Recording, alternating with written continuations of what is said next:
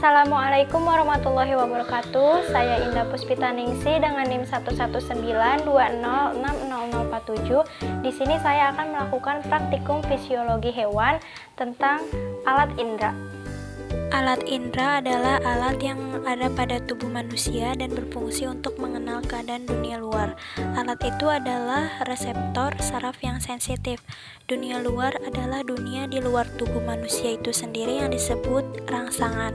Reseptor yang ada di dalam tubuh sensitif terhadap rangsangan itu disebut dengan indera. Indera ini mampu mengubah rangsangan menjadi impuls. Impuls ini merupakan sinyal listrik yang sampai ke otak untuk membawa berita sehingga orang dapat mengenal dunia luar. Indera penglihatan terdapat pada organ tubuh mata. Ada beberapa alat yang berhubungan dengan struktur mata dan penglihatan, yaitu yang pertama ada alat tambahan mata, bola mata, dinding bola mata, cairan bola mata, saraf penglihatan, kelainan mata yang bersifat optis, lapisan pigmen pada retina, pergerakan bola mata, dan ketajaman penglihatan.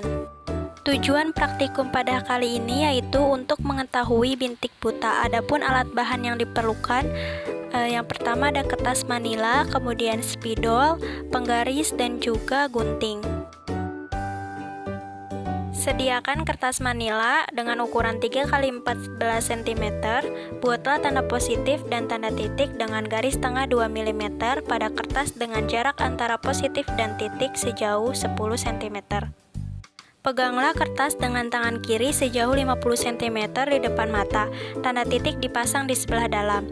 Kemudian pusatkan pandangan mata kiri pada tanda titik dan mata kanan ditutup. Dengan mata kiri tetap berpusat pada tanda titik, dekatkan kertas perlahan-lahan hingga tanda positif hilang dan tampak kembali.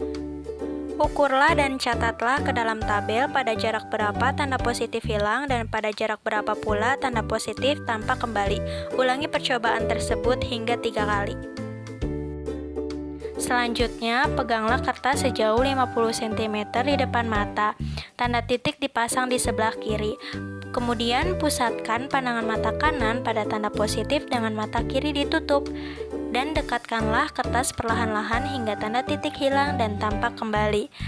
Kemudian catat pula pada jarak berapa tanda titik hilang dan pada jarak berapa pula tanda titik kembali. Ulangi percobaan tersebut hingga 3 kali.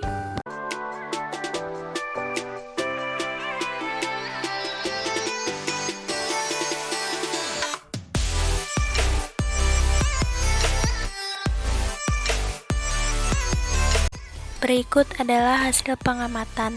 Dari pengamatan tersebut dapat diketahui bahwa nama Indah Puspitaningsih ketika menutup mata kanan dan fokus pada tanda titik pada jarak 38,3 cm, tanda positif akan hilang dan tampak kembali pada jarak 35,3 cm. Hal ini berarti daerah bintik buta berada di antara jarak 35,3 sampai 38,3. Selanjutnya, ketika menutup mata kiri dan fokus pada tanda positif pada jarak 38,6 cm, tanda titik akan hilang dan tampak kembali pada jarak 36 cm. Hal ini berarti daerah bintik buta berada di antara jarak 36 sampai 38,6. Kemudian ada pertanyaan. Yang pertama, apa yang kamu katakan tentang tanda positif? Dari hasil pengamatan di atas, tanda positif digunakan untuk mengetahui titik atau jarak bintik buta yang dimiliki oleh setiap orang. Hal ini bisa terjadi jika bayangan dari tanda positif tersebut masuk ke daerah bintik buta. Nomor 2, mengapa pada jarak tertentu tanda positif hilang dan pada jarak tertentu lain tampak kembali? Nah, pada jarak tertentu tanda positif hilang karena tanda tersebut dibiaskan masuk ke dalam bintik buta sehingga tanda tersebut hilang atau tidak terlihat.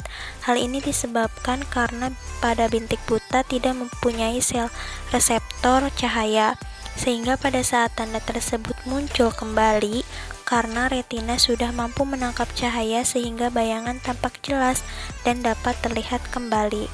Nomor 3, adakah hubungan peristiwa tersebut dengan peristiwa buta warna? Tidak ada, karena buta warna merupakan kelainan pada mata yang merupakan penyakit turun-temurun, sedangkan bintik buta merupakan bagian mata pada retina yang tidak memiliki sel batang maupun sel kerucut.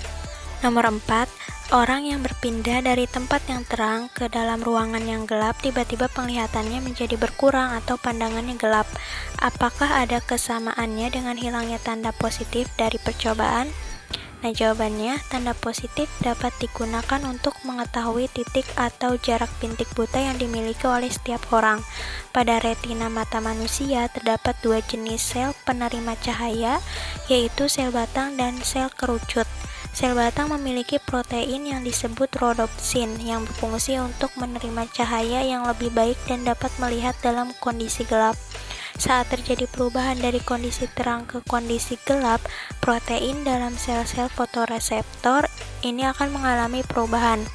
Rhodopsin akan mengalami degradasi atau menghilang saat terpapar cahaya yang terang dan akan diregenerasi kembali atau dibentuk kembali saat cahaya menghilang.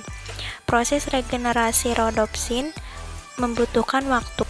Oleh karena itu, saat cahaya berubah secara mendadak dari terang ke gelap, manusia akan mengalami buta sementara atau terlihat gelap, dan perlahan penglihatan akan kembali. Jadi, hal tersebut ada kesamaannya dengan hilangnya tanda positif, karena tanda tersebut dibiaskan masuk ke dalam bintik buta, sehingga tanda tersebut hilang atau tidak terlihat. Hal tersebut dikarenakan pada bintik buta tidak mempunyai reseptor cahaya. Pertanyaan yang kelima, dalam percobaan tadi, apakah matamu mengadakan akomodasi? Apakah akomodasi itu? Ya, karena otot silindris berkontraksi sehingga lensa menebal untuk menangkap cahaya, sehingga objek yang dekat dapat difokuskan pada retina, sehingga akomodasi adalah kecembungan lensa mata yang dapat berubah-ubah atau menebal atau menipis, yang membuat pandangan menjadi fokus. Akomodasi juga merupakan salah satu dari 3 komponen untuk melihat objek dalam jarak dekat, yang disebut respon dekat atau refleks dekat. Komponen respon dekat meliputi akomodasi, konvergensi, dan miosis pupil yang normalnya bekerja bersamaan, namun masing-masingnya dapat diuji secara terpisah. Pertanyaan yang keenam, orang yang lanjut usia umumnya memakai kacamata. Jelaskan peranan kacamata tersebut. Kacamata yang dipakai atau berlensa rangkap, cembung, dan cekung.